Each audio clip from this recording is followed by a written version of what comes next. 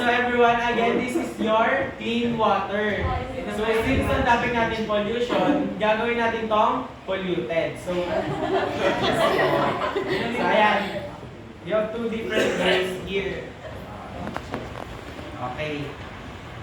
Sige, let's use yung mga basura and plastic for example. So, sige, we have to, ano ang nakikita nyo sa water? Clean. Clear. Malinis. Okay. So ngayon, papakita natin paano ba nakaka-apekto yung mga basura natin sa tubig. Sige, dito na lang natin ilagay. So we have our basura here. Ito yung isa sa major cause ng pollution, di ba? Okay, so we're going to put it here. All of them. Hindi. Sabi ko kumain ng tensi. Pangkulay natin.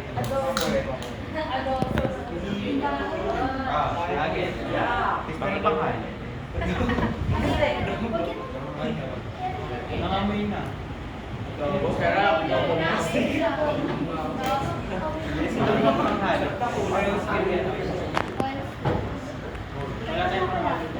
So ayan guys, ito ang possible na maging itsura ng tubig natin pag na-pollute na siya ng mga basura, especially plastics and yung mga ginagamit nating mga tao. So everyone, pwede bang may mag-explain what are the difference ng non-polluted water sa polluted water? Sige, Erin.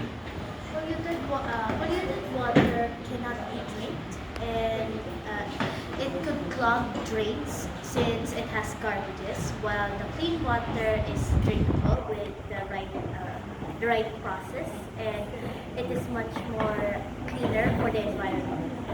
So ayan, sabi nga ni Erin, tingin niyo ba may inom pa natin itong polluted water? Hindi na natin ito maiinom. So everyone, once na naisip nyo magtapon ng mga basura, especially plastic, please think of our environment na possible ganito ang mga mainom nating tubig in the future. So,